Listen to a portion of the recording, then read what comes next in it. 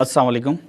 मुसलमानों, केसीआर को पहचानो। पिछले 4 साल से ये मैं कहते आ रहा हूँ और आप लोगों ने केसीआर साहब को पहचान कर प्रगति भवन से फार्म हाउस भिजा दिया। इसके लिए मैं आप लोगों का शुक्रगुजार हूँ।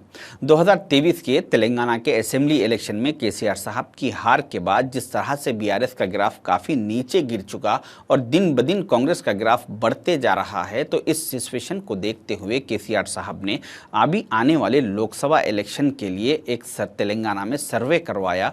उस सर्वे में उनको ये रिपोर्ट दी गई कि ये 2024 का Lok Sabha election, MP election Congress versus BJP और सेकुलरिज्म वर्सेस हिंदुत्व और state government versus central government होगा। आप इस इलेक्शन से बाहर हो चुके। जब उनको ये रिपोर्ट दी गई तो केसीआर साहब अपने सारे एमपी कैंडिडेट्स को बुलाकर एक मीटिंग की और कहा कि हमारी हुकूमत तेलंगाना में ख़त्म होने के बाद हमारे जो बीआरएस के लीडर्स, सारे लीडर्स कांग्रेस में शामिल होते जा रहे हैं। इस वजह से हमारा ग्राफ काफ़ी नीचे गिर चुका और हम तेलंगाना के 17 सीटों पर हम 3rd पोजीशन पर आ चुके। लिहाजा हमारे पास इस और कांग्रेस बहुत आगे बढ़ते जा रही है, तो इस कांग्रेस के बढ़ते हुए कदमों को रोकने के लिए हमारे पास सिर्फ एक ही प्लान है कि हमें चाहिए, ये केसीआर साहब का उनके कैंडिडेट से कहना था कि हमारे पास सिर्फ एक ही प्लान है कि हमें चाहिए कि तेलंगाना के जो करीब 15% माइनॉरिटी वोट्स है जो कि वन साइडेड कांग्रेस की तरफ जा रहे हैं, इसको अगर हम डिवाइड कर दे, इसको अगर हम रोकने में कामयाब हो गए तो हम बहुत आसानी से कांग्रेस को रोक देंगे और इससे होगा ये कि बीजेपी आगे निकल जाएगी। तो इसी प्लानिंग के तहत आपको देखने में आएगा कि बीआरएस के कई लीडर्स आपके इलाकों में ज़्यादातर फोकस करेंगे, आपके आके आपके क्या क्या डिमांड्स है उसको पूरा करने की कोशिश करेंगे और केटीआर साहब भी इसी प्लानिंग के तहत काम अपना अंजाम दे रहे हैं। मैंने केटीआर साहब के पिछले 20 दिन का सोशल मीडिया चेक किया हूं, उनका ट्विटर और उनका फेसबुक अकाउंट, तो पिछले 20 दिन में केटीआर साहब के कुछ 10 करीब ऐसे 10 प्रोग्राम्स है जिस पे ज़्यादातर फोकस उनका माइनॉरिटी प्रोग्रामों पर ही रहा।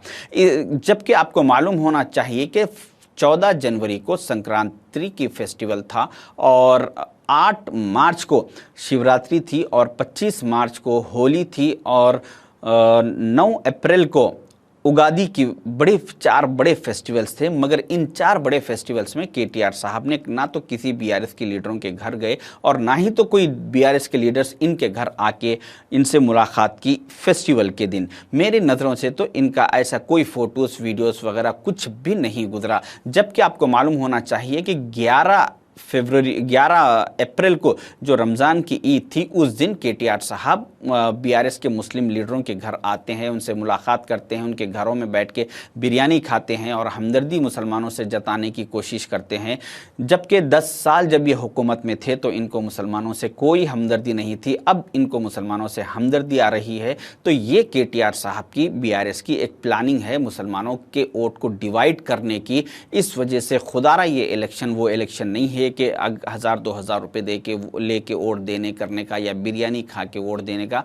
ये इलेक्शन हमारे मुल्क को बचाने का, कॉन्स्टिट्यूशन को बचाने का, डेमोक्रेसी को बचाने का इलेक्शन है। इसीलिए ये इलेक्शन में ये बीआरएस एक प्लानिंग के तहत काम कर रही है कि किसी भी सूरत में मुस्लिम वोटों में से, माइनॉरिटी वोट में से 40-30% हम अगर कट करने में कामयाब हो गए, अगर हम ये वोट ले ले तो बीजेपी बहुत आसानी से आगे निकलेगी और कांग्रेस को हम रोकने में कामयाब होंगे।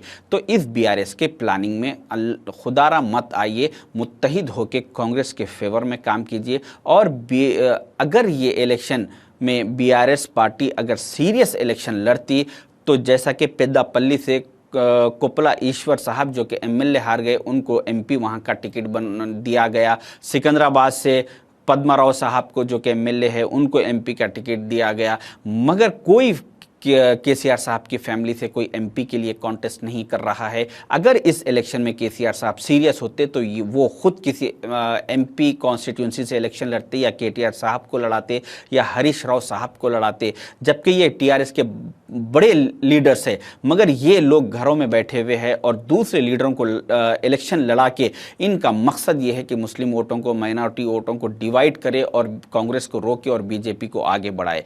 मगर आप लोग को मैं ये कहना चाहूँगा कि बीजेपी को हराना या बीजेपी को रोकना कोई बड़ा काम नहीं है, कोई आपको पहाड़ सर पे उठाने की ज़रूरत नहीं है। सिर्फ आपको चाहिए कि आपके इलाक़ों में, हमें चाहिए कि हमारे इलाक़ों से पोलिंग परसेंटेज अबाउट 90% करे और मुत्तहिद होकर वन साइड कांग्रेस के इंडिया अलायंस के फेवर में अगर हम वोट करेंगे तो हम बहुत ही आसानी से बीजेपी को हरा देंगे। इस पोलिंग परसेंटेज को बढ़ाने के लिए हमें चाहिए कि हम आज से इलेक्शन तक हम ये एक मामूल बना ले, रूटीन बना ले कि हम जिस किसी से भी जहाँ कहीं पर भी मुलाकात कर रहे हैं, चाहे कोई फंक्शन में, शादी में या होटलों में या ऑफिस में या अपने बिजनेस पे, जहाँ कहीं पर भी अपने दोस्त अहबाब से, रिश्तेदारों से, मिलने जुलने वालों से, जिस किसी से भी हम मुलाकात कर रहे हैं तो उनसे सलाम दुआ के बाद सेकंड अल्फाज उनको यही बोलिए कि देखिए इलेक्शन के दिन आपको और आपके फैमिली के सारे वोट पड़ना चाहिए। अगर हम इस तरह से एक दूसरे को नसीहत करते रहेंगे, ऐसा हम मामूल बना लेंगे, जैसा कि मैं खुद भी अपना